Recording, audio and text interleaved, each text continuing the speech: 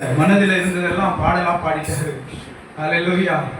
ஆனாலும் ஆண்டவர் நம் மத்தியில் இருக்கிறார், நம்மோடு இருக்கிறார், நம் கண்ணீரை காண்கிற தேவனாக இருக்கிறார்.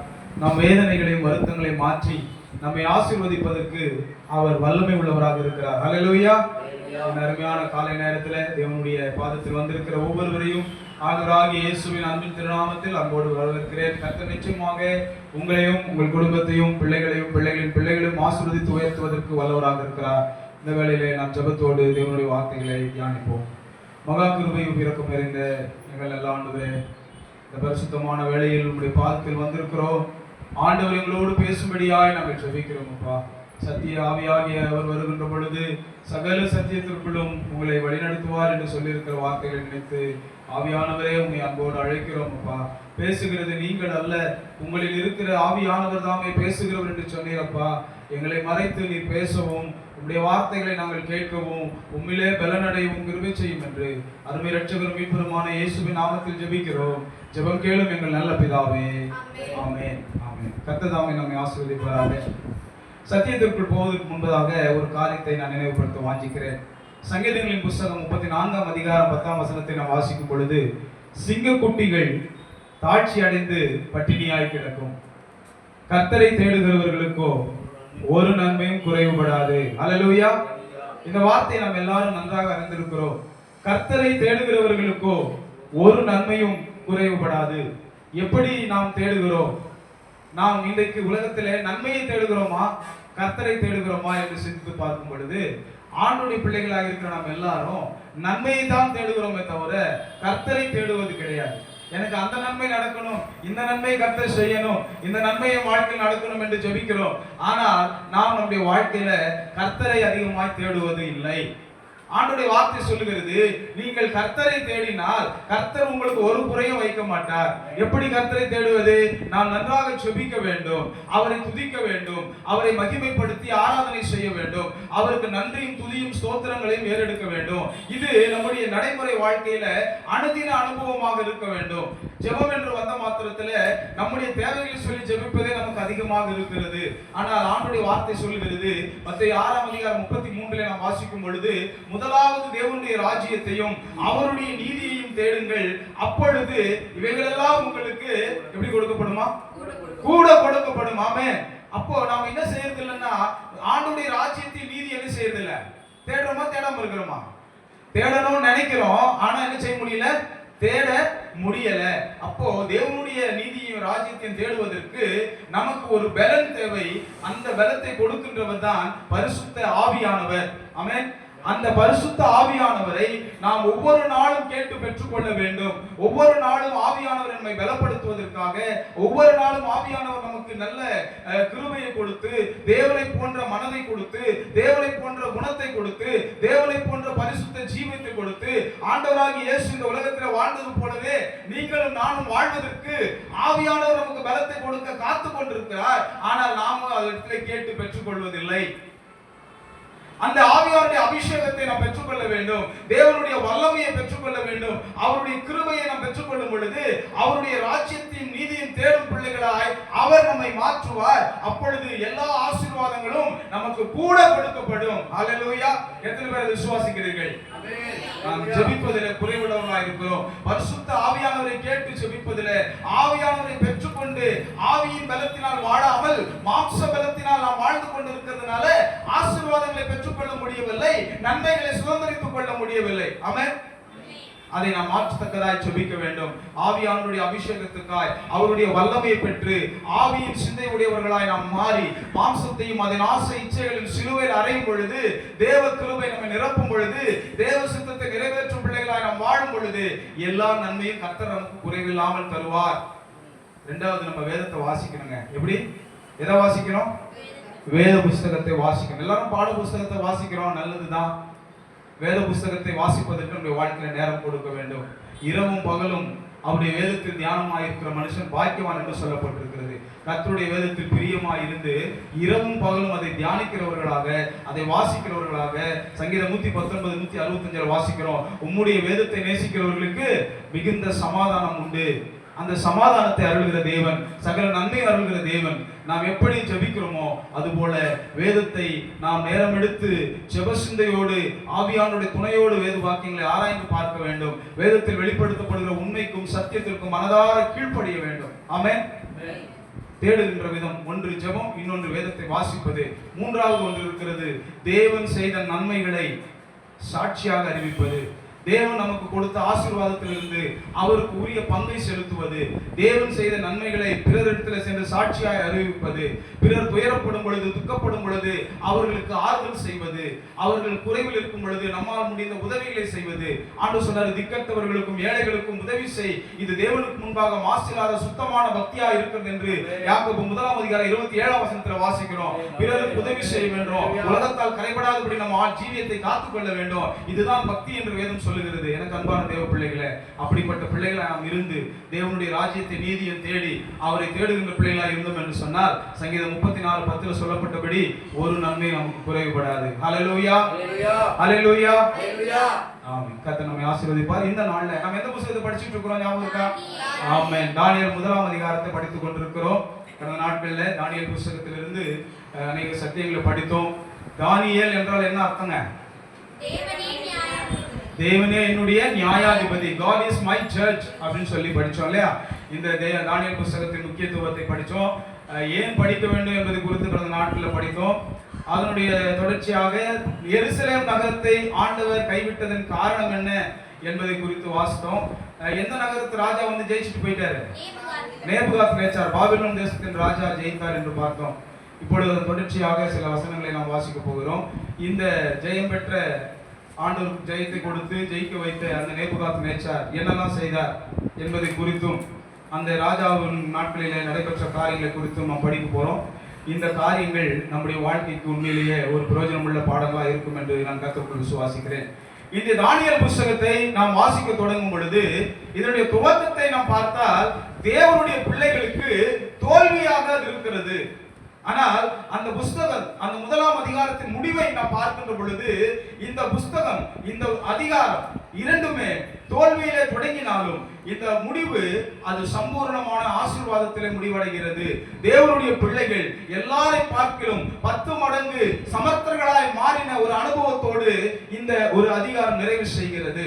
ஆகவே இந்த புத்தகத்தை வாசித்துக் கொண்டிருந்த பொழுது இந்த காலை வேளையில தேவன் எனக்கு உணர்த்தின ஒரு காரியம், ஒருவேளை உங்கள் வாழ்க்கை இன்றைக்கு தோல்வியில் இருக்கலாம், ஒருவேளை உங்கள் வாழ்க்கை இன்றைக்கு அவமானத்தில் இருக்கலாம், ஒருவேளை உங்கள் வாழ்க்கை இன்றைக்கு கைவிடப்பட்ட நிலையில் இருக்கலாம், ஒருவேளை உங்கள் வாழ்க்கை இன்றைக்கு வேதனையில் இருக்கலாம், தவிப்பில் இருக்கலாம். ஆனால் என் தேவனாகிய கர்த்தர் இந்த 1 அதிகாரத்திலே ஒரு வாக்குத்தத்தத்தை கொடுக்கிறார். இன்றைக்கு தோற்றுக் கொண்டிருக்கிற நீ, உனக்கு ஜெயத்தை கர்த்தர் வைத்திருக்கிறார் என்கிற ஒரு மேன்மையான வாக்குத்தத்தத்தோடு இந்த புத்தகம் தொடங்குகிறதை நான் காண முடிகிறது. ஹல்லேலூயா. எத்தனை பேர் அந்த புத்தகத்தை வாசிங்க? 1 அதிகாரத்தை நிறைய பேர் படிச்சிருக்கீங்க விசுவாசிக்கிறேன். Praise God. ஆமென். அந்த அதிகாரம் பாருங்க, தோல்வியிலே தொடங்கினாலும் அது வெற்றியிலே முடிகிறது. தேவனுடைய பிள்ளைகளுக்கு கசப்புகள் உண்டு, கண்ணீர்கள் உண்டு, வேதனைகள் உண்டு, தவிப்பும் சஞ்சலமும் மனபாரமும் உண்டு. ஆனால் முடிவிலே ஆண்டவர் அவரை நம்புகிற பிள்ளைகளுக்கு ஜெயத்தை தருகிறார், கனத்தை தருகிறார், முடிசூட்டி மகிழ்கிறார், உயர்த்துகிறார். ஆமென். உங்களுக்கு எனக்கு கர்த்தர் உயர்வை கொடுப்பார். இன்னைக்கு தாழ்ந்து போய் இருக்கிறீங்களா? இன்னைக்கு கைவிடப்பட்ட நிலையில் இருக்கிறீங்களா? இன்னைக்கு கண்ணீரோடு இருக்கிறீங்களா? இன்னைக்கு அவமானத்தோடு இருக்கிறீங்களா? இன்னைக்கு அசிங்கப்பட்டு நிற்கிறீங்களா? கர்த்தர் உங்கள் தலையை உயர்த்தி, எப்படி தானியேலுடைய நண்பர்களை அன்றைக்கு ஆசீர்வதித்து உயர்த்தி அவர் நாமத்தை மகிமைப்படுத்தும்படி அவர்களை ஆசீர்வதித்தாரோ அதே போல உங்களையும் கர்த்தர் ஆசீர்வதித்து உயர்த்த வல்லவராக இருக்கிறார். எத்தனை பேர் நம்புறீங்க? ஒரு ஆமென் சொல்ல முடியுமா? ஹல்லேலூயா. ஆமென். அன்பான தேவஜனமே, இந்த பிள்ளைகளை அழைத்து கொண்டு போன அந்த ராஜா என்ன செய்தார் என்பதை குறித்து இன்றைக்கு ஒரு சில விஷயங்களை நாம் படிக்க போகிறோம். தானியேல் 1 அதிகாரத்துல 3ஆம் வசனத்திலிருந்து 8ஆம் வசனம் வரைக்கும் வாசிக்கலாம். ஒவ்வொருத்தரும் ஒரு வசனம் வாசிக்க பார்க்கலாம். அப்பொழுது இஸ்ரவேல் புத்திரருக்குள்ளே ராஜகுலத்தார்களிலும் துரைமக்களிலும் யாதொரு மாசும் இல்லாதவர்களும் அழகானவர்களும் சகல ஞானத்திலும் தேறினவர்களும் அறிவில் சிறந்தவர்களும் கல்வியில் நிபுணரும் ராஜாவின் அரண்மனையிலே சேவிக்க திறமை உள்ளவர்களும் ஆகிய சில வாலிபரை கொண்டு வரவும். வாசிங்கம்மா, அடுத்த வசனம் வாசிங்கம்மா. அவர்களுக்கு கல்தேயரின் எழுத்தையும் பாஷையையும் கற்றுக் கொடுக்கவும் ராஜா தன் பிரதானிகளின் தலைவனாகிய அஸ்பேனாசுக்கு கற்பித்தான். ராஜா தான் உண்ணும் போஜனத்திலேயும் தான் குடிக்கும் திராட்சரசத்திலேயும் தினம் ஒரு பங்கை அவர்களுக்கு நியமித்து அவர்களை 3 வருஷம் வளர்க்கவும் அதன் முடிவிலே அவர்கள் ராஜாவுக்கு முன்பாக நிற்கும்படி செய்யவும் கட்டளையிட்டான். அவர்களுக்குள் யூதா புத்திரராகிய தானியேல், அனனியா, மீஷாவேல், அசரியா என்பவர்கள் இருந்தார்கள். பிரதானிகளின் தலைவன் தானியேலுக்கு பெல்தெஷாத்சார் என்றும் அனனியாவுக்கு சாத்ராக் என்றும் மீஷாவேலுக்கு மேஷாக் என்றும் அசரியாவுக்கு ஆபேத்நேகோ என்றும் மறுபெயரிட்டான். 8ஆம் வசனம் வாசிங்கம்மா. தானியேல் ராஜாவின் போஜனத்தினாலும் அவர் பானம் பண்ணும் திராட்சை ரசத்தினாலும் தன்னை தீட்டுப்படுத்தலாகாதென்று தன் இருதயத்தில் தீர்மானம் பண்ணிக்கொண்டு தன்னை தீட்டுப்படுத்தாதபடி பிரதானிகளின் தலைவனிடத்தில் வேண்டிக் கொண்டார். ஹல்லேலூயா. அருமையான இந்த வசனத்திலிருந்து ஒரு சில ஆவிக்குரிய பாடங்கள் நாம் படிக்க போகிறோம். இந்த ராஜா என்னெல்லாம் செய்தாரு அப்படின்னு பார்த்தீங்கன்னா, நான் வாசித்த இந்த 3 வசனத்துல முதலாவது ராஜா அவர்களுக்கு கொடுக்கிற காரியம், அவர்கள் இதுவரை சாப்பிட்டு வந்த உணவை மாற்றுகிறார், ராஜ உணவை கொடுக்கிறார். 4ஆம் வசனத்துல நான் வாசிக்கும் போது முதல் விஷயம் அவர் என்ன செய்யறாருன்னா, அவர்களுக்கு கல்வி கற்பிக்க சொல்றார். என்ன கற்பிக்க சொல்றாரு? கல்வியை மாற்றுகிறார்.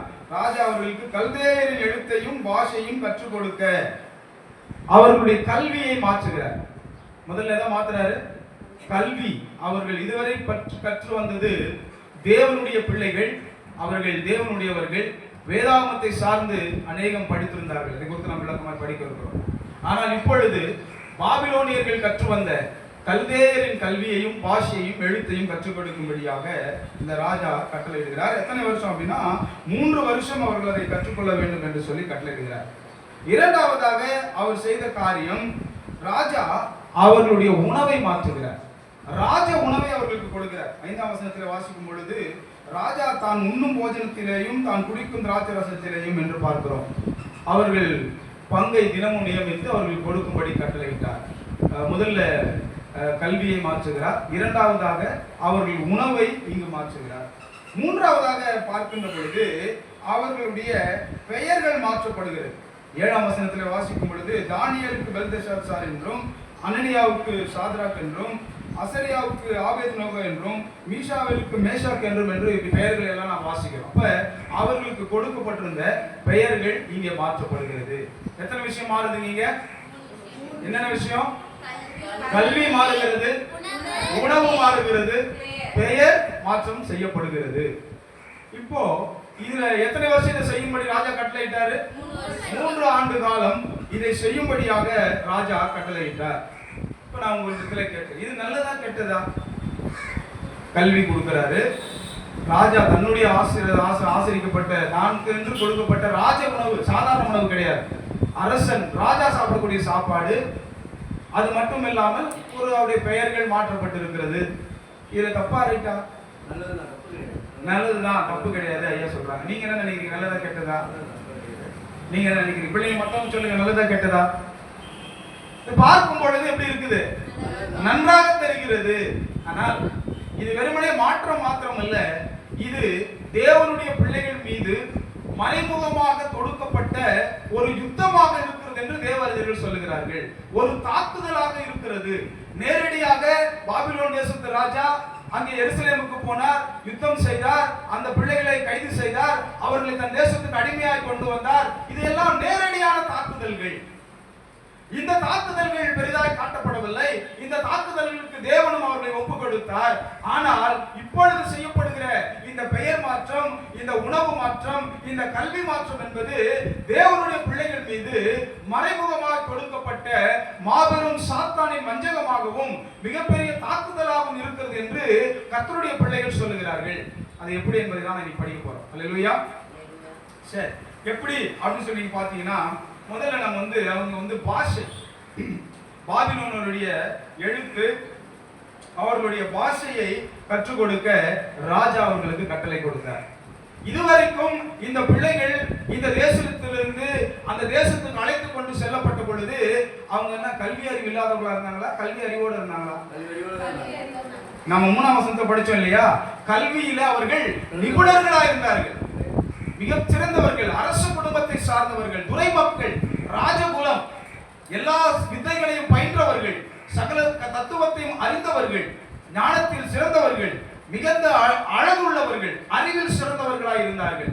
அப்படி இருந்த பொழுதிலும் அவர்களுக்கு ராஜா 3 வருட காலம் அந்த தேசத்தின் பாஷையையும் பாபிலோனுடைய எழுத்தையும் கற்றுக் கொடுக்க கட்டளையிட்டார்.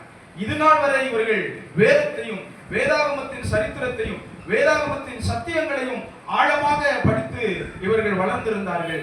ஆனால் இப்பொழுது அங்கே அவர்கள் செல்லுகின்ற பொழுது அவர்களுக்கு மாற்று கொள்கை, மாற்று கல்வி, மாற்று முறையான கல்வியை போதிக்கின்ற பொழுது பாபிலோனியர்களுடைய பாவ பழக்க வழக்கங்களை, பாரம்பரிய நடவடிக்கைகளை, அவர்களுடைய பல்வேறு விதமான தீமையான காரியங்களை கற்றுக்கொள்வதற்கு அவர்களை மறைமுகமாக வழிநடத்தக்கூடிய ஒரு வஞ்சக சூழ்ச்சியாக இருந்தது.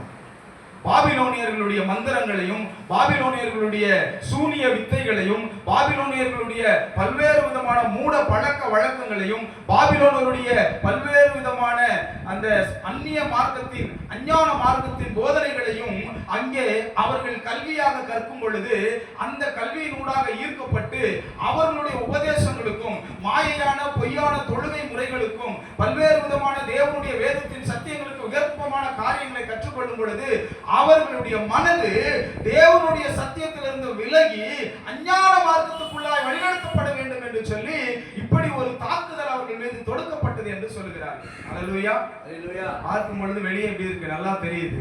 ஆனா உள்ள என்ன இருக்குது? அங்கே சில தீமைகள் மறைந்திருக்கிறதை நம்ம பார்க்கிறோம்.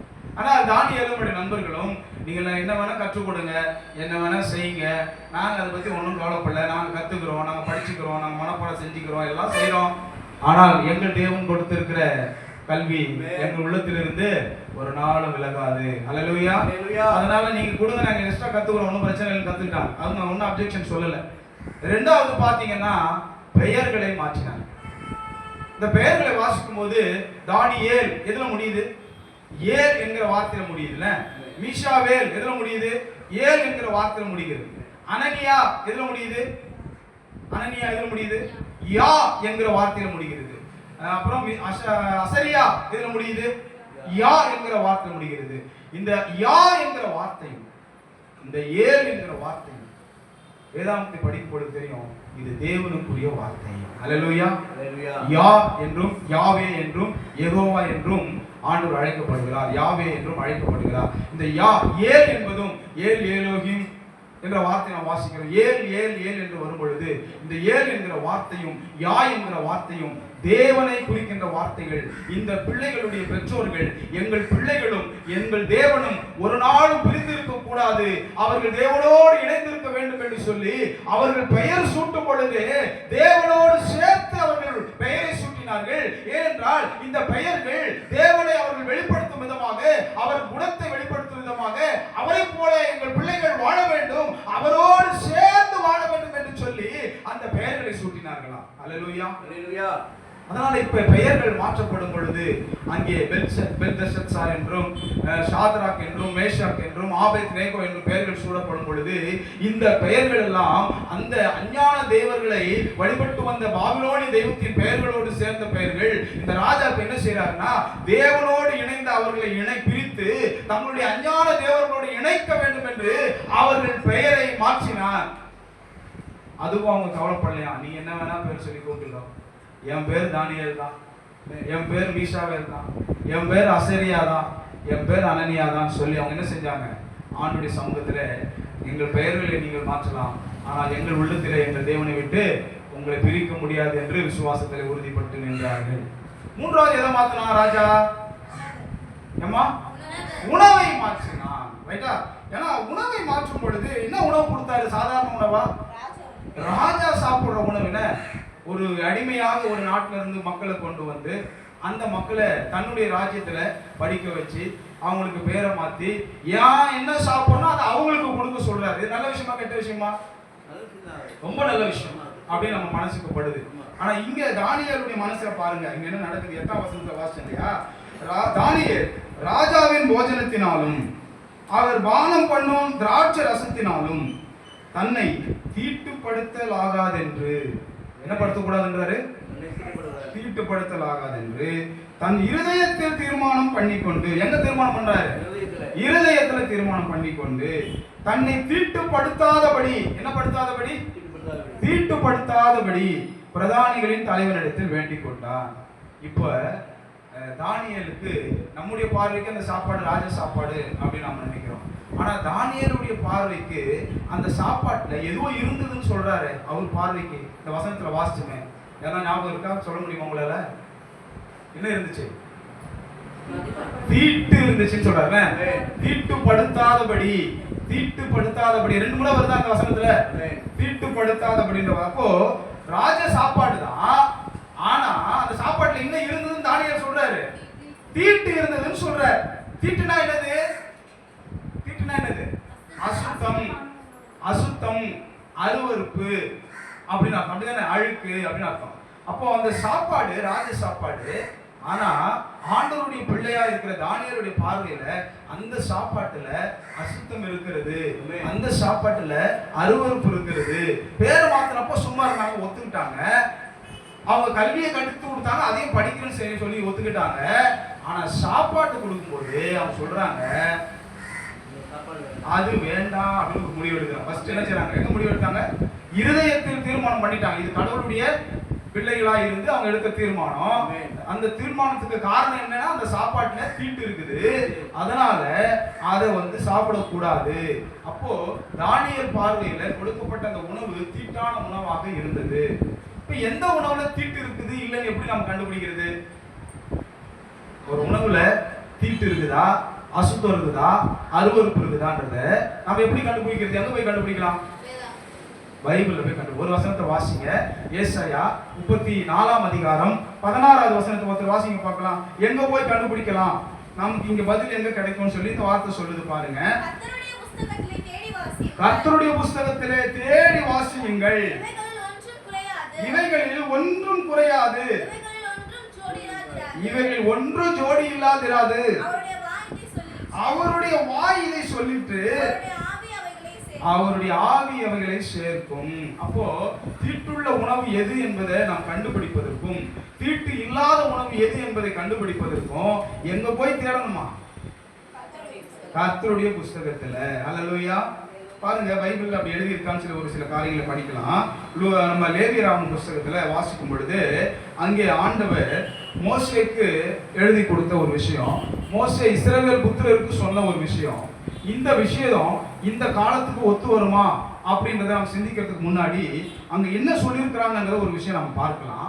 லேவியராகமம் 11ஆம் அதிகாரம் 43ஆம் வசனம் சொல்லுது, ஊருகுற எந்த பிராணிகளிலும் உங்களை அருவருப்பாக்கி கொள்ளாமலும் அவைகளால் தீட்டுப்படாமலும் இருப்பீர்களாக, அவைகளாலே நீங்கள் தீட்டுப்படுவீர்கள். தானியேல் சொன்ன வார்த்தைங்க வருதா? ஊரும் பிராணிகளால என்ன செய்யாதீங்க, உங்களை தீட்டுப்படுத்திக் கொள்ளாதீங்க, அதனால நீங்க தீட்டுப்பட்டுடுவீங்கன்னு சொல்றார். 44ஆம் வசனம், நான் உங்கள் தேவனாகிய கர்த்தர், நான் பரிசுத்தர் ஆகையால் தரையில் ஊறுகிற எந்த பிராணிகளிலும் உங்களை தீட்டுப்படுத்தாமல் உங்களை பரிசுத்தமாக்கி கொண்டு பரிசுத்தமாய் இருப்பீர்களாக அப்படின்னாரு.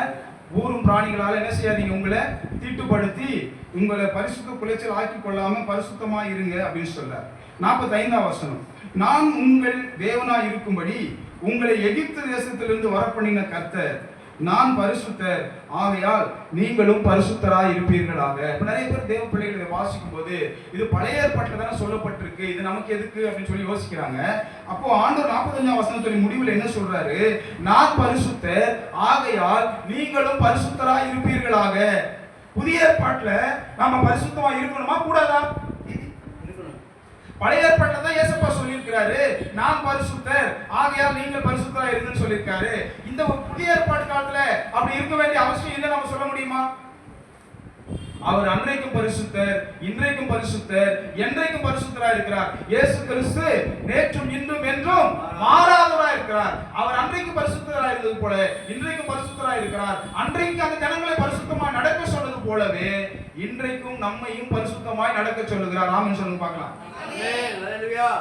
அடுத்த வாசம் 46ஆம் வாக்கியத்துல வாசிக்கிறோம். சுத்தமானதற்கும் அசுத்தமானதற்கும், இந்த வார்த்தை அழகா சொல்றாரு பாருங்க. சுத்தமானதற்கும் அசுத்தமானதற்கும், புசிக்கத்தக்க ஜந்துகளுக்கும் புசிக்கத்தகாத ஜந்துகளுக்கும் வித்தியாசம் பண்ணும் பொருட்டு. அப்ப எது சுத்தம், எது புசிக்கத்தக்கது, எது அசுத்தம், தீட்டு, அருவருப்பு, புசிக்கத்தகாதது என்பதை ஆண்டவர் வேத வாக்கியத்தில் எழுதி வைத்திருக்கிறார். ஆமென் ஆமென். இப்போ இந்த தீட்டு, அருவருப்பு, அசுத்தம், இந்த வித்தியாசம் எல்லாம் ராஜாவுக்கு தெரியாது. தெரியுமா? பாபிலோன் ராஜாவுக்கு தெரியுமா? நேபுகாத்நேச்சாருக்கு தெரியாது. ஆனா கர்த்தருடைய வார்த்தை அறிந்திருக்க நமக்கு தெரியுமா? எத்தனை பேர் தெரிஞ்சிருக்கிறீங்க? தெரிஞ்சவங்க கையில உயர்த்துங்க பார்க்கலாம். ஹல்லேலூயா. பரவாயில்ல, ஒரு சிலர் தெரிஞ்சிருக்கிறீங்க, நான் நன்றி செலுத்துகிறேன். என்ன அப்படின்றத நாம் வாசிக்கலாம். நாம் சாப்பிடுற உணவுல அது வெஜிடேரியனா நான் வெஜிடேரியனா? வெஜிடேரியன் பிரச்சனை இல்லை, நமக்கே ஓரளவுக்கு தெரியும். நான்வெஜ் ஃபுட்டை சாப்பிடும்போது எதெல்லாம் சாப்பிடலாம், எதெல்லாம் சாப்பிடக்கூடாது, எதெல்லாம் சுத்தமானது, புசிக்கத்தக்கது, எதெல்லாம் அசுத்தமானது, அருவருப்பானது, புசிக்கத்தகாதது அப்படின்னு சொல்லி நீங்க பார்க்கும் பொழுது முதல்ல மிருகங்களை பத்தி நம்ம படிக்கலாம்.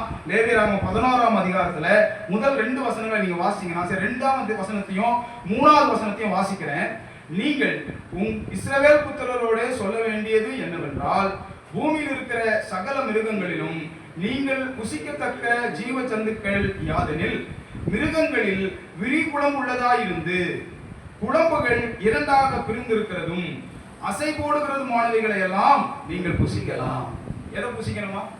மிருகங்கள்ல எந்த மாதிரி மிருகங்களை புசிக்கலாம் அப்படின்னா, வாயை பார்த்தா அந்த வாய் அசை போடும், காலை பார்த்தா கால் 2ஆ பிரிஞ்சிருக்கணும். பார்த்துருக்கீங்களா? விரிகுளம்பு. ஆட்டுக்கு பார்த்தா கால் பிரிஞ்சிருக்கும், மாட்டுக்கு பார்த்தா கால் பிரிஞ்சிருக்கும், பன்னிக்கு பார்த்தாலும் கால் பிரிஞ்சிருக்கும். ஆனா பன்றியோட வாயை பார்த்தீங்கன்னா அது அசை போடாது. ஒட்டகத்தை பார்த்தீங்கன்னா அசை போடும், ஆனா அதோடைய கால்கள் பிரிந்திருக்காது. ஒட்டகத்தை நம்ம சாப்பிடக்கூடாது. அப்படி என்னெல்லாம் சாப்பிடலாம், சாப்பிடக்கூடாது என்று ஒரு மிகப்பெரிய லிஸ்ட் ஆர்டர் போட்டிருக்கிறாரு. சிம்பிளான விஷயம். நாம எந்த மிருகம் சுத்தமான மிருகம், எந்த மிருகத்தின் மாംசத்தை புசிக்கலாம்னா, வாயை பார்த்தா அந்த மிருகம் அசை போடக்கூடிய மிருகமா இருக்கணும். அதன் கால்களை பார்த்தால் அதனுடைய கால்கள் விரிகுளம் உள்ளதா இருக்கணும். இந்த வகை உணவுகள், இந்த வகை மிருகங்களின் உணவு மட்டும்தான் என்ன செய்யணும், நாம சாப்பிடணும். ஆமென்.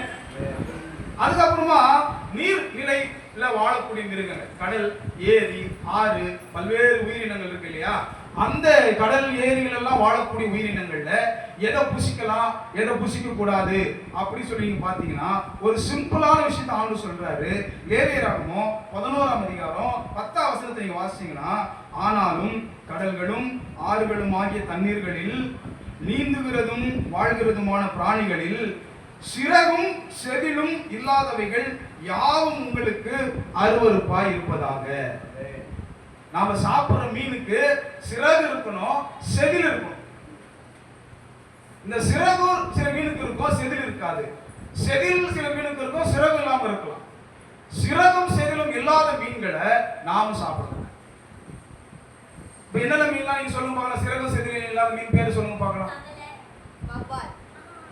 வவ்வாலுக்கு சிறகு இல்லையா, செதில் இல்லையா? வெள்ளை வாழை இருக்கும் பார்த்திருக்கீங்களா? சுண்ணாம்பு வாழை, அதுக்கு என்ன இருக்காது? சுண்ணாம்பு வாழைக்கு சிறகு இருக்காது, சிறகு இருக்கும், செதில் இருக்காது.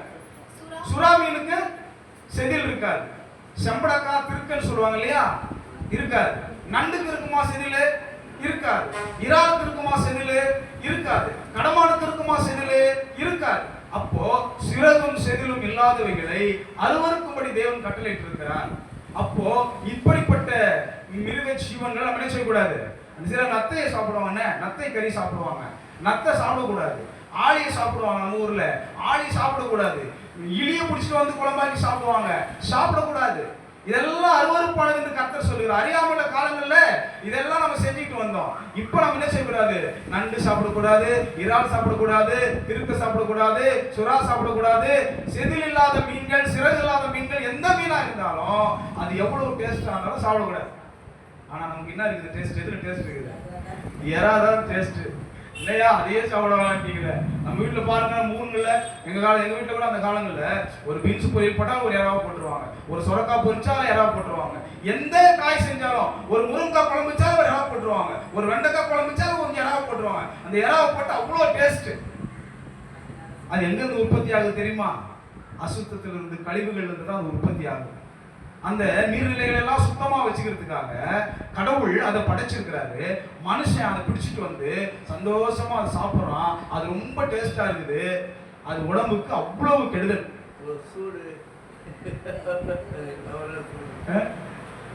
ஆனா அதுல சில நன்மைகள் இருக்கும். நிறைய புரோட்டீன் இருக்குதுனாங்க. நண்டுல நிறைய புரோட்டீன் சொல்லுவாங்க.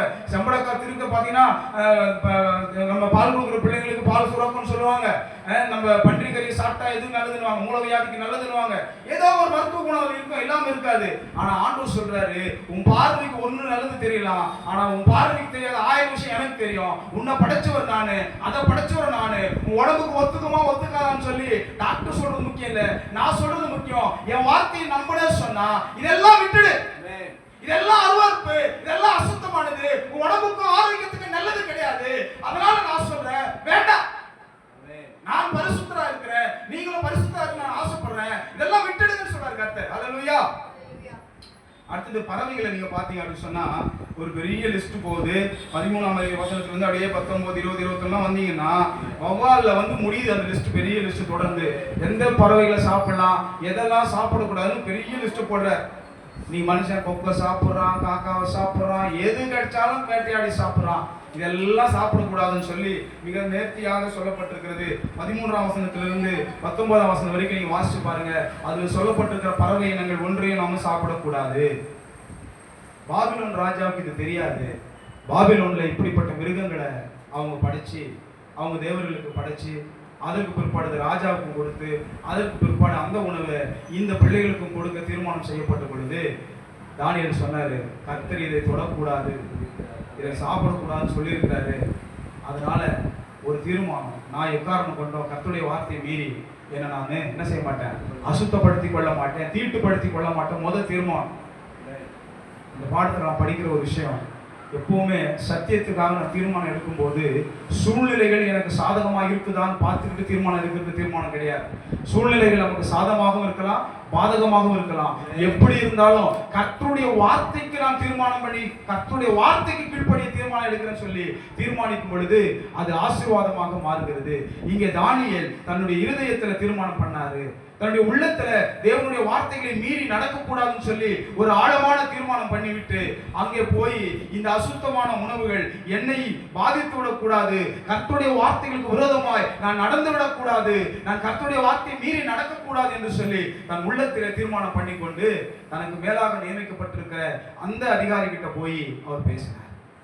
இன்னைக்கு நாமும் கூட நம்முடைய உலகத்தில் வாழ்ந்து கொண்டிருக்கிறோம். அநேக விஷயங்கள் சத்தியத்திற்கு விரோதமாக, கர்த்தருடைய வேத வாக்கியங்களுக்கு வசனத்துக்கு விரோதமாக நம்மை வாழும்படி அழைக்கிறது. உலகத்தார் சட்டம் போடுகிறார்கள், ராஜாக்கள் சட்டம் ஏற்றுகிறார்கள். இந்த கட்டளை யார் போட்டது? இந்த ராஜா போஜனத்தை கொடுக்கணும் கட்டளை போட்டது யாரு? ராஜா கட்டளை போட்டார். ராஜா கட்டளை போட்டார். நீங்க பாருங்க 9ஆம் வசனம், தானியேல் 1ஆம் அதிகாரம் 8 வரைக்கும் நான் வாசிச்சேன் இல்லையா? 9ஆம் வசனத்துல இந்த வார்த்தையை போய் சொன்ன உடனே அந்த ராஜாவுடைய அதிகாரி சொல்றார் பாருங்க. 10ஆம் வசனம், தானியேல் 1ஆம் அதிகாரம் 10ல பிரதானிகளின் தலைவன் தானியேலை நோக்கி, உங்களுக்கு போஜனத்தையும் வானத்தையும் குறித்திருக்கிற ராஜாவாகிய ஆண்டவனுக்கு நான் பயப்படுகிறேன். கட்டளை போட்டிருக்கிறது யாரு? ராஜா கட்டளை போட்டிருக்கிறாருங்க. ஒரு விஷயத்தை நல்லா தெரிஞ்சுக்கங்க. இன்னைக்கு நிறைய தேவனுடைய பிள்ளைகள் சத்தியத்தை மறுதலித்து செல்லுகிறார்கள். அதுக்கு என்ன காரணம் சொல்றாங்கன்னா, அரசாங்கமே கட்டளை போட்டுடுச்சு, எங்க மேல் அதிகாரி கட்டளை போட்டுட்டாரு, எங்களுடைய கம்பெனியுடைய உயர் அதிகாரி போட்ட சட்டம் இது, இந்த மேயர் போட்டுட்டாரு, இல்லைன்னா முதலமைச்சர் போட்டுட்டாரு, இல்லைன்னா பிரதம மந்திரி போட்டுட்டாருன்னு சொல்லி கர்த்தருடைய வார்த்தைக்கு விரோதமான காரியங்களை கூட என்ன செய்யறாங்க? மனுஷங்களுடைய பெயரை சொல்லி கீழ்ப்படுகிறாங்க. இந்த வசனம் நமக்கு ஒரு பாடத்தை கற்றுக் கொடுக்கிறது. உலகத்துல இனி வரும் காலங்கள்ல இந்த சம்பவம் நமக்கு ஏன் எழுதப்பட்டிருக்கிறதுன்னு சொன்னா, வரக்கூடிய நாட்கள்ல உலகத்தின் ராஜாக்கள், உலகத்தின் அரசர்கள், உலகத்தின் ஆட்சிப்படத்தில் உட்கார்ந்து இருக்கிறவர்கள் கர்த்தருடைய வார்த்தைக்கும் வசனத்துக்கும் விரோதமான அநேக சட்டங்களை கொண்டு வரக்கூடிய ஒரு காலகட்டம் நெருங்கி கொண்டிருக்கிறது. அப்படிப்பட்ட காலத்தில் வாழ்கிறவர்கள் என்ன நேர்ந்தாலும் இந்த தானியேலை போலவும் அவருடைய நண்பர்களைப் போலவும் ஆண்டவருடைய வார்த்தைகளுக்கும் அவருடைய வசனத்துக்கும் அவருடைய சத்தியத்திற்கும் கீழ்ப்படிந்து நடக்கக்கூடிய பிள்ளைகளா இருக்க வேண்டும் என்பதற்காக தேவன் இந்த சம்பவத்தை நமக்கு எழுதியிருக்கிறார். அல்லேலூயா. அவர்களுக்கு ஆண்டவர் வெற்றியை கொடுத்தார், தோல்வியை கொடுக்கவில்லை, வெற்றியை கொடுத்தார். அவன் போய் கேட்ட மாத்திரத்தில் அவர்கள் போய் அந்த அதிகாரி கிட்ட கேட்கும் பொழுது, ராஜாவுக்கு நான் பயப்படுறேன், உங்க முகம் வாடி போச்சுன்னா ராஜா என் தலையை சீவிடுவார்ப்பான்னு சொல்றான். உடனே அவன் ஒரு காரியத்தை புரிஞ்சுக்கிறோம். 9ஆம் வசனத்துல பார்க்கிறோம், தேவன் தானியேலுக்கு பிரதானிகளின் தலைவனிடத்தில் தயவும் இரக்கமும் கிடைக்கும்படி செய்தார். இந்த உலகத்துல ஆண்டவருடைய வார்த்தையின்படி வாழணும்னு நீங்க தீர்மானம் எடுத்தீங்கன்னா, ஆண்டவர் யாருடைய கண்களில் இருந்து தயவு கிடைக்கணுமோ, யாருடைய கண்களில் உங்களுக்கு இரக்கம் கிடைக்கணுமோ, அவங்க கண்களிலே தயவும் இரக்கம் கண்டிப்பாய் கிடைக்கும்படி செய்வார். அல்லேலூயா. உங்களுக்காக கர்த்தர் நின்று யுத்தம் செய்வார். ஆனால் உங்கள் இருதயத்தில் அந்த தீர்மானம் இருக்க வேண்டும். கர்த்தருக்கு பயப்பட வேண்டும், கர்த்தருடைய வார்த்தைக்கு கீழ்ப்படிய வேண்டும். என் தேவ சத்தத்திற்கும் என் தேவ சித்தத்திற்கும் நான் கீழ்ப்படிவேன் என்கிற ஒரு வைராக்கியமான தீர்மானம் தானியேலிடத்தில் காணப்பட்டது போல உங்களிடத்தில் காணப்படுமானால் கர்த்தர் நிச்சயமாக உங்களுக்காக இறங்கி கிரியை செய்வதை நீங்க பார்க்கலாம். அல்லேலூயா. யாருன்னா செஞ்சிருக்காரு அது மாதிரி? சாட்சி சொல்றீங்களா? ஆமென். அல்லேலூயா. ஆண்டவருக்காக நீங்க நின்னீங்கன்னா உங்களுக்காக ஆண்டவர் நிற்பாரு.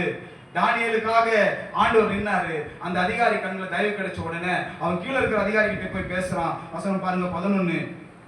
அப்பொழுது பிரதானிகளின் தலைவனாலே தானியேல், அனனியா, மீஷாவேல், அசரியா என்பவர்கள் மேல் விசாரிப்புக்காரனாக வைக்கப்பட்ட மேல்ஷார் என்பவனை தானியேல் நோக்கி, அஸ்பேனாஸ் கிட்ட போனாங்க. அவன் பயப்படுறப்பா, பயமா இருக்குன்னு சொல்லிட்டாரு. இப்போ அஸ்பேனாஸ்க்கு கீழே மேல்ஷார்னு ஒரு அதிகாரி கர்த்தர் வச்சிருந்தாரு. இப்போ அவங்கள போய் அப்ரோச் பண்றாங்க. உடனே அவங்க கிட்ட சொல்றாங்க, ஆண்டவர் கிட்ட ஜெபத்தை பண்ணிட்டு ஜெபத்தோட போனதுனால ஆண்டவர் அவங்களுக்கு ஒரு திட்டத்தை கொடுத்தார். பாருங்க, வாழ்க்கையில நாம கூட நெருக்கங்கள் வரும்போது, சோதனைகள் வரும்போது, கஷ்டங்கள் வரும்போது சோர்ந்து போகக்கூடாது. ஏன்னா கர்த்தருடைய வசனம் சொல்லுது. நம்ம வாசிக்கிறோம் 1 கொரிந்தியர் 10ஆம் அதிகாரம் 13ல வாசிக்க போகலாம் அந்த வசனத்தை. 1 கொரிந்தியர் 10ஆம் அதிகாரம் 13. அப்படியே தானியேல் அப்படியே வச்சுக்கிட்டு 1 வாசிங்க அந்த வசனத்தை. என்ன காரியத்தை கர்த்தர் நமக்கு ஒரு வாக்குத்தத்தத்தை இங்க வாசிக்கிறோம். மனுஷனுக்கு நேரிடுகிற சோதனை அல்லாமல் வேற ஒரு சோதனை உங்களுக்கு நேரிடவில்லை. தேவன் உண்மையுள்ளவராக இருக்கிறார். அல்லேலூயா. எல்லா நேரத்திலும் எப்பொழுதும் அவர் உண்மையுள்ளவராக இருக்கிறார். உங்கள் திராணிக்கு மேலாக நீங்கள் சோதிக்கப்படுவதற்கு அவர் இடம் கொடாமல் சோதனையை தாங்கத்தக்கதாக சோதனையோடு கூட அதற்கு தப்பிக்கொள்ளும்படியாக ஒரு போக்கை உண்டாக்குவார். அல்லேலூயா. பாருங்க, இந்த இடத்துல ஒரு போக்கை தேவன் ஏற்படுத்த ஒரு சோதனை வந்து இருக்கிறது. அந்த சோதனையில ஆண்டவருக்காக நிற்க வேண்டும் என்று அவர்கள் இருக்கிறார்கள். ஆனால் இங்கே அவர்களுக்கு மேலதிகாரி பயப்படுகிற ராஜாவுக்கு என்னால் ஒன்றும் செய்ய முடியாது என்பது போல கைவிரித்த நிலை இருக்கிறது. ஆனாலும் அவர்கள் சோர்ந்து போகவில்லை. அவர்கள் ஆண்டவரிடத்தில் ஜெபிக்கிறார்கள். ஆண்டவர் அவர்களுக்கு ஒரு புது திட்டத்தை கொடுக்கிறார். அந்த திட்டத்தை அந்த கீழதிகாரி கிட்ட பேசுறாங்க. 12ஆம் வசனம், தானியேல் 1ஆம் அதிகாரம் 12ஆம் வசனத்துல, 10 நாள் வரைக்கும் உமது அடியாரை சோதித்து பாரும். எங்களுக்கு புசிக்க பருப்பு முதலான மரக்கறிகளையும் குடிக்க தண்ணீரையும் கொடுத்து எங்கள் முகங்களையும் ராஜ போஜனத்தில் புசிக்கிற வாலிபருடைய முகங்களையும் ஒத்து பாரும். பின்பு நீர் காண்கிறபடி உமது அடியாருக்கு செய்யும் என்றார். அவன் போய் சொல்றான், 10 நாள் எங்களுக்கு மரக்கறி கொடுங்க, குடிக்கிறதுக்கு எங்களுக்கு திராட்சை ரசம் வேணாம், தண்ணீரை கொடுங்க. 10 நாள் பாருங்க, எங்க முகத்தையும் பாருங்க, அவங்க முகத்தையும் பாருங்க, எங்களையும் அவங்களையும் பாருங்க, வித்தியாசத்தை பாருங்க, அதுக்கப்புறம் நீங்க செய்யுங்கன்னு சொல்லிட்டு சொன்னான். உடனே அவன் ஒத்துக்கிட்டான். இந்த 10 நாட்கள் இவர் ஆண்டவருடைய சமூகத்தில் எப்படி ஜெபிச்சிருப்பாங்கன்னு யோசிச்சு பாருங்க. சும்மா இருந்திருப்பாங்களா, ஜெபிச்சிருப்பாங்களா? ஆண்டவருடைய சமூகத்துல போராடி அவர்கள் ஜெபித்தார்கள். கண்டிப்பாக ஜெபித்திருப்பார்கள். 10 நாள் கழிச்சு அவன் வந்து பார்க்கறான். வசனம் சொல்லுது, அந்த காரியத்தை அவன் செவி கொடுத்த பிறகு 10 நாளுக்கு பிற்பாடு 15ஆம் வசனம், 10 நாள் சென்ற பின்பு ராஜ போஜனத்தை புசித்த எல்லா வாலிபரை பார்க்கிறோம் அவர்கள் முகம் களை உள்ளதாயும் சரீரம் புஷ்டி உள்ளதாயும் காணப்பட்டது. ஆகையால் மேல்ஷார் அவர்கள் புசிக்க கட்டளையான போஜனத்தையும் அவர்கள் குடிக்க கட்டளையான திராட்சை ரசத்தையும் நீக்கி வைத்து அவர்களுக்கு புசிக்க பருப்பு முதலானவைகளை கொடுத்தான் என்று வாசிக்கிறோம். அல்லேலூயா. என் அன்பான தேவனுடைய பிள்ளைகளை, நாம் ஆண்டவருக்கு உண்மையாக வாழ வேண்டும் என்று தீர்மானித்து ஆண்டவருக்கு உண்மையாக வாழ வேண்டும் என்று நாம் முடிவு செய்தால் அந்த தீர்மானத்தை நிறைவேற்றுவதற்கு கர்த்தர் பலத்தை கொடுக்கிறார். ஆமென். அல்லேலூயா. நான் செய்ய வேண்டியதில்லை, ஆண்டவர் எனக்காக செய்வார். ஒரு நல்ல பாட்டு அருமையான விருப்பம் செய்ய போடுவார். இயேசு சுமந்து கொண்டாரே, நான் சுமக்க தேவையில்லை. இயேசு சுமந்து கொண்டாரே, நான் சுமக்க தேவையில்லை. எதையும் நான் சுமக்க தேவையில்லை. நான் ஆண்டவருக்கு உண்மையா வாழணும் தீர்மானம் செஞ்சா போதும், எனக்காக கர்த்தர் யாவையும் செய்து முடிப்பார். அல்லேலூயா. 17ஆம் வசனத்துல வாசிக்கிறோம், இந்த 4 வாலிபருக்கும் தேவன் சகல எழுத்திலும் ஞானத்திலும் அறிவையும் சாமர்த்தியத்தையும் கொடுத்தார். தானியேலை சகல தரிசனங்களையும் சொப்பனங்களையும் அறியத்தக்க அறிவுள்ளவனாக்கினார். கடவுளுக்கு உண்மையா இருந்ததனால எல்லாரை பார்க்கிறோம் அவர்களை சிறந்தவர்களாய் கர்த்தர் மாற்றினார். நீங்கள் ஆண்டவருக்கு உண்மையாக இருக்க வேண்டும் தீர்மானித்தார், ஆண்டவருக்கு உண்மையாக வாழ வேண்டும் என்று முடிவு செய்தார், அவர் வாழ்வதற்கான பலத்தையும் கொடுக்கிறார். முடிவில் உங்களை பெருக்கமாக அவர் ஆசீர்வதிப்பார். பாருங்கள், கடைசி 20ஆம் வசனத்தில் வாசிக்கிறோம். 19-20 ராஜா அவர்களோடு பேசினார். அவர்கள் எல்லாருக்குள்ளும் தானியேல், அனனியா, மீஷாவேல், அசரியா என்பவர்களைப் போல வேறு ஒருவரும் காணப்படவில்லை. ஆண்டவருக்கு உண்மையா இருந்ததுனால ஆண்டவர் சொல்றாரு, என் வார்த்தைக்கு நீங்க உண்மையா செவி கொடுத்தீங்கன்னா பூமியில் உள்ள எல்லாரை பார்க்க ஆண்டவர் செய்வர்களை மேன்மையாக வைப்பேன்னு சொன்னார் இல்லையா, அதே போல இவர்களை விசேஷமாய் நின்றார்கள். 20ஆம் வசனம், ஞானத்துக்கும் புத்திக்கும் அடுத்த எந்த விஷயத்தில் ராஜா அவர்களை கேட்டு விசாரித்தானோ அதிலே தன் ராஜ்யம் எங்கும் உள்ள சகல சாஸ்திரிகளிலும் ஜோசியரிலும் அவர்களை 10 மடங்கு சமர்த்தராக கண்டார். அல்லேலூயா. எத்தனை மடங்கு சமர்த்தராக மாறிட்டாங்க அவங்க? கடவுளுடைய வார்த்தைக்கு அவங்க கீழ்ப்படிஞ்சதுனால, ஆண்டவருக்கு உண்மையாக இருப்பேன் என்று தீர்மானம் செஞ்சதுனால, தேவ வார்த்தையின்படி வாழ்வோம் என்ற தீர்மானத்துக்குள்ள அவங்க தங்களை ஒப்பு கொடுத்ததுனால கர்த்தர் அவர்களை ஆசீர்வதித்து கனப்படுத்தினார். என்னை கனம் பண்ணுகிறவர்களை நானும் கனம் பண்ணுவேன்னு சொன்னார். தேவனுடைய வார்த்தையை யார் ஏற்றுக்கொண்டு கர்த்தருடைய வார்த்தையில் சொல்லப்பட்ட உபதேசங்களுக்கு கீழ்ப்படிந்து வாழ்கிறார்களோ அவர்களை கர்த்தர் ஆசீர்வதிக்கிறார், கனப்படுத்துகிறார், உயர்த்துகிறார். நீங்களும் ஆண்டவருக்கு பயந்து அவர் வழிகளில் நடந்து அவர் சத்தியத்தை காத்துக்கொண்டால் உங்களையும் கர்த்தர் ஆசீர்வதித்து உயர்த்துவார். அதுல எந்த சந்தேகமும் இல்லை. எத்தனை பேர் ஆமென் சொல்ல முடியும்? ஒரு காரியம், இப்போ மனசுக்குள்ள ஒரு கேள்வி, இதெல்லாம் பழைய ஏற்பாட்டு காலத்துல தானே நடந்துச்சு, புதிய ஏற்பாட்டு காலத்துல இது நடைமுறையில் இருக்குதா, இது செய்யணுமா? இந்த கேள்வி யாருடைய மனசுல வந்துச்சு? அல்லேலூயா. Praise God. கர்த்தர் உங்களை ஆசீர்வதிப்பாங்க. கர்த்தருக்கு சித்தமான அடுத்த வாரம் நம்ம படிக்கும் பொழுது புதிய ஏற்பாட்டில் அது நடைமுறையில் இருக்குதா, அது செய்யணுமா செய்யக்கூடாதா என்பதை குறித்த காரியங்களை சத்திய வேதத்திலிருந்து பார்க்கணும். எங்கிருந்து பார்க்கணும்? வேதம் பேசும் பொழுது அது சத்தத்திற்கு செவி கொடுப்போம், கர்த்தர் சத்தத்திற்கு செவி கொடுப்போம். கர்த்தருடைய வார்த்தை நம்மை உயர்த்தும், நம்மை ஆசீர்வதிக்கும். ஜெபிப்போம். கிருபை நிறைந்த எங்கள் நல்ல தேவனே, அருமையான இந்த காலை நேரத்தில் எங்கள் ஆண்டவர்கள் கொடுத்த இந்த பரிசுத்த வேதாகமத்தில் சொல்லப்பட்ட சத்தியங்களை வாசித்தோம், தியானித்தோம். அப்பா, ஆவியானவர் எங்களோடு பேசினதற்காக நன்றி செலுத்துகிறோம். தேவ கிருபை எங்களை வழிநடத்தினதற்காக நன்றி செலுத்துகிறோம். இந்த நாளில சத்தியத்தை கேட்ட உடைய பிள்ளைகள் ஒவ்வொருவரும் ஆண்டவரே இந்த உலகத்திலே உமக்கான சாட்சிகளாய் சுடரொளி பட்டயங்களாய் எழுப்பி பிரகாசிக்க கிருபை செய்யும்படியாக ஜெபிக்கிறப்பா. சத்தியத்தையும் அறிவீர்கள், சத்தியம் உங்களை விடுதலையாக்கும் என்று சொன்ன தேவன் ஆண்டவரை விடுதலையாக்கப்பட்ட அனுபவத்திற்குள் நாங்கள் கடந்து வர கர்த்தர் கிருபை செய்யும்படியாக ஜெபிக்கிறோம். சத்திய ஆவியாகி அவர் வரும் பொழுது சகல சத்தியத்திற்குள் உங்களை நடத்துவார் என்று சொல்லியிருக்கிறபடி ஆவியானவர்களை நடத்த எங்களை ஒப்புக் கொடுக்கிறோம். வந்திருக்கிற ஒவ்வொருவரையும் தனித்தனியாக பேர் பேராக குடும்பமாய் கர்த்தர் ஆசீர்வதித்து சமாதானத்தோடு நடத்தி அனுப்பும்படியாய் அருமை ரட்சகரும் மீட்பருமான இயேசுவின் நாமத்தில் ஜெபிக்கிறோம். ஜெபம் கேளும் எங்கள் நல்ல பிதாவே. ஆமென்.